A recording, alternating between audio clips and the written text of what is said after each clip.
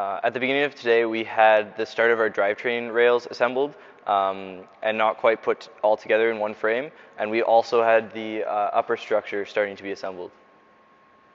What did you decide were the most important things to progress on today? We wanted to make sure that we got the overall frame of the robot together, ensuring that we finished assembling the drivetrain and the upper frame and assembling them together so that we know that we are inside the frame restrictions and the extension perimeters.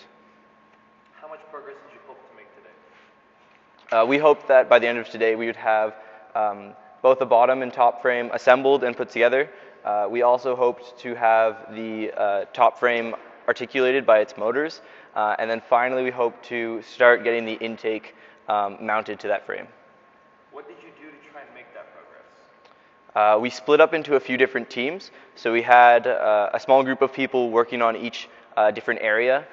So we had some people working on the drivetrain assembly and other people working on the upper frame, while another separate group was working on the arm and assembling that. And by dividing our tasks into different groups, we were able to complete more things in our day. So how much progress have you actually made today? So we actually made more progress than we thought. We got the drivetrain put together with the upper frame connected, and by about 4 o'clock we were already driving around. From there we moved on to connecting the motors for the arm and securing the arm in place. And then after that, we even got the intake connected with its motors. So by the end of the day, we had our program fully running with our drivetrain, our lifting arm, and our intakes, and we were testing it to make sure that it would work. So what do you want to achieve tomorrow? So we reached a bunch of conclusions with our testing and saw about what we were looking to achieve for tomorrow. So the first thing is our climb mechanism isn't finished and put on yet, so we're looking to make progress on that.